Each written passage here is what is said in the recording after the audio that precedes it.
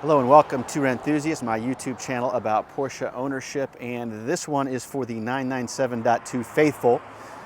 This is going to be kind of a short update video on the repairs and the mods that I've done to this car.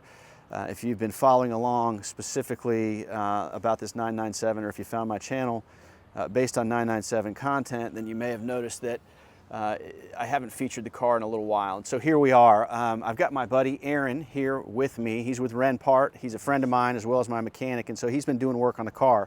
So I thought what we'd do is have him just tell us a little bit about what he's done, and then I'll take you for a drive in the car and talk to you about the experience of the new parts that I've got on it. So that's the setup. Aaron, talk us through what we've done here. Yeah, so we put some MCS two-way coilovers on this car. And while we did that, we also did 4 new lower control arms and the rear tow rods. That accounts for a lot of the rubber in the suspension. This car has, what's it, 85,000 miles, Will? Yes. So it was time to do those.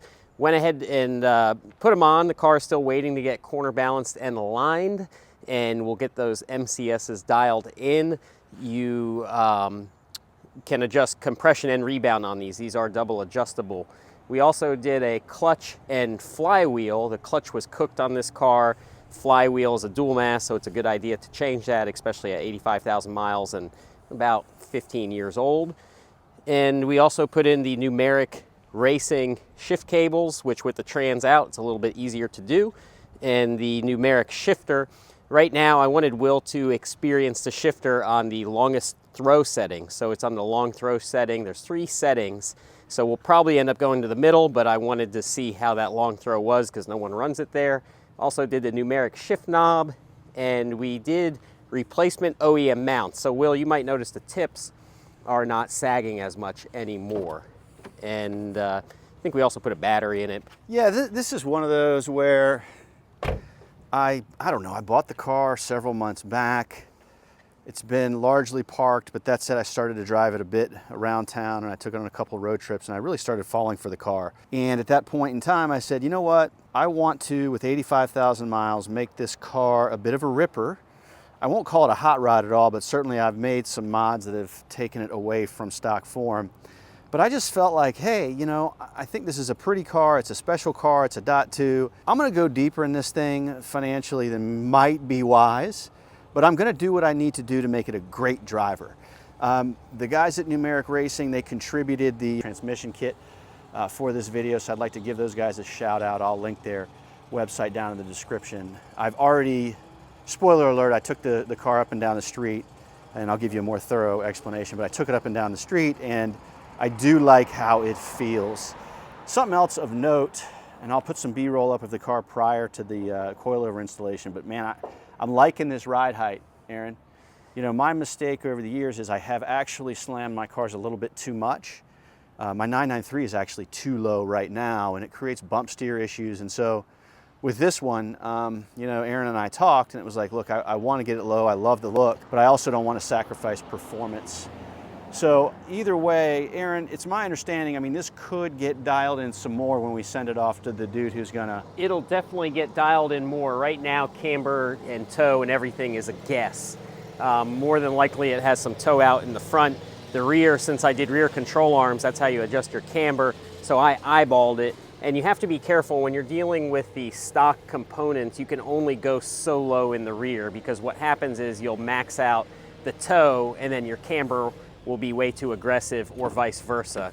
So we'll get it dialed in, and especially the shock settings you can play with for a long time to get it right. And we did go ahead and delete, this had PASM, so I decoded the PASM light from the computer system, so that's not an issue.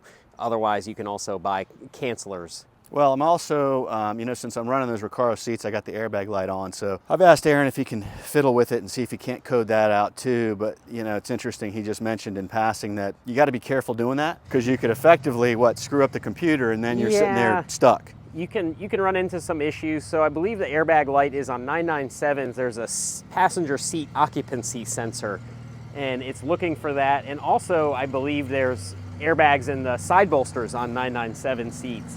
So I'm not sure if I'll be able to decode that. I'll try, but The issue is sometimes if you mess around with the coding too much, you can brick a computer, and that's no fun. I've had that happen on a PDK transmission, and it is a dealer type situation, unfortunately. What was the fix? How much, out of curiosity? Do you remember? No, it was basically, it was on a GT4 Club Sport. I ran an adaptation of the PDK transmission. Something went haywire, and basically it had to be reprogrammed by a dealer connected PWIS. My PWIS is not dealer connected. So Will's pointing at, this is how you adjust these MCSs. There's compression and rebound. You pull on this and push it in. I have the paperwork. I forget which one is which. I think compression is down and rebound is up. And I believe there's 14 different settings. So we'll have to get those dialed in, and you can kind of play with that over time. On this car, and actually on all 996 and 997s, the rear shocks, this car has a Bose subwoofer, so you have to pull the subwoofer out to make those adjustments. But the idea is you get it set to where you want it, and then you shouldn't have to play with those again. Well, let me just show you a little footage of what it looks like taken apart here. It's interesting, the sound in the cabin with that taken apart. The exhaust sounds different. Aaron, you forgot about the most important repair. The Here. battery? Well, the battery's a nice one, but the hood struts, man. So the hood struts, that's right. Whenever yeah. I had it open, it freaking hit me in the head, you know? Yeah, those hood struts go bad. I just use the Stabilis brand, and I don't know. Depends on the temperature too, I've noticed, because sometimes in the summer those probably work fine, but when it got a little bit cooler, they just lose their charge. So that's kind of just, you know, did I need to do that? Probably not, but that's where my head's at with this car. It's just all the little odds and ends that make it, you know, more livable, more enjoyable. And so, I mean, I will say this, I hope we're done. Yeah, I think you should be good with the corner balance and alignment. Get the car dialed in, you know, have some fun with it. You got new control arms and rubber, so we shouldn't have to mess with that. If you wanted to maybe, you know, if you wanted it a little stiffer, you could go to some adjustable sway bars, but you know, it's really a fine line between a street car and a track car. I will be driving this like to the mountains actually in 2 weeks, and you know, it takes 3 hours to get there. I don't need to get beaten up all the way up there, you know what I mean? No, we've all learned our lesson with solid engine mounts and forget that. 1,000-pound spring rates. So hey man, let's jump in the car, we'll take it for a ride and tell them what it's like. All right, sounds good, let's go. Okay, so here we are. We're in here. I will say that I don't know if we can catch Aaron's audio very well. Just bear in mind, guys, like I'm just an amateur YouTuber, so you know, whatever. So Aaron, you put this on the medium setting, you said? It's on the longest throw setting, okay. So I believe that mimics stock, and I feel it. It's tight. Now that shifter is new. Sometimes they take a little bit to break in, but I think we're gonna end up going to the medium setting because I just wanted you to experience this. Go to the left, Will. So yeah, it's tight. I mean, I'm not gonna lie, it's tight going into first, it's tight going into reverse too. Now, second, this car's cold, right? You didn't drive it. Cold, okay. Yeah. It did not catch in second like it has before. Man, I can hear that exhaust. It's different. Yeah, that one little piece of insulation makes a huge difference in this car. Meanwhile, we're almost out of gas, so we can't go too far. So the alignment is not...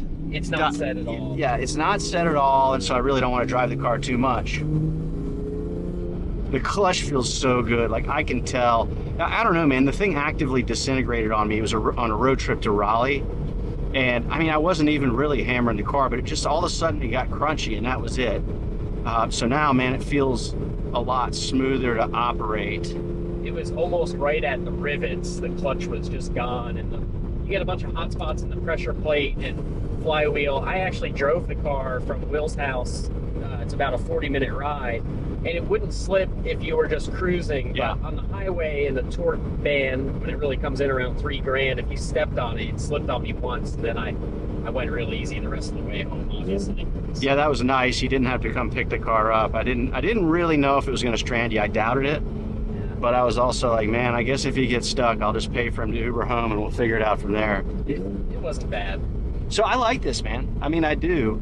This is a numeric knob. It's interesting. It is cold, and I heard about this on the internet. There's a dude that has a channel on his 997.2. And like when the temps get super cold, apparently it kind of is a pain, and when it gets super hot, like it'll burn you. Yeah, well, it's a black knob, so.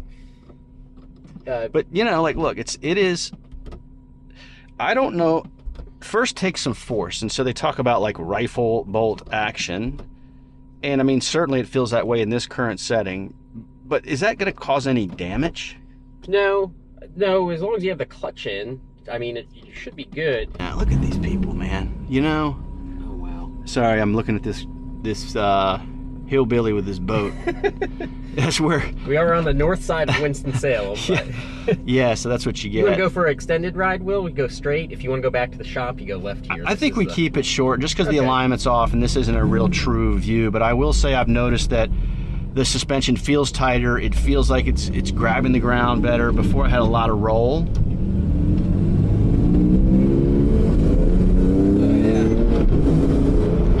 Consider remaining range. Yeah, we need to get some gas. Is there a gas station around? We can just do it. I want to pay for it anyway, so. Yeah, just keep on going straight on this road. We're good. I mean, this is so far, I mean, I can't wait to get it corner balanced. I can't wait to try it in the mountains, which, by the way, guys, like, I'll be taking it up in 2 weeks, and I'll shoot some point of view video and talk you through what it's like to actually rip on this car. But, like, I mean, it feels a lot better already, man. Yeah, I think that shifter, I drove a .1 this morning with a numeric in it for a tech inspection for the track, and it felt broken. It felt worn in. I don't know how to describe it. And I've had this experience before, putting a new shifter in, new cables, everything just has to get right. So I'd be curious to see. Maybe we will go to the middle position, which is where everyone runs it.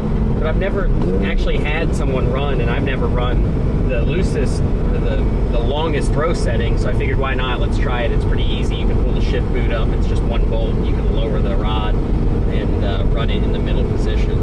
This is a video for Will or anyone interested on how to adjust your numeric. You just need a 8mm wrench, and I believe it's a 6mm Allen, but I find you don't even need the Allen. So basically you lift up your shift boot, it pulls up, it has plastic snaps. You loosen this nut, pull the bolt out, go to your desired position. There's 2 washers on the inside here, so make sure those don't drop down. Do it carefully, push the bolt back through and tighten it. So here we are in the middle position. We'll just keep the boot there. It feels like butter. This feels so much better. Excited for you to try it.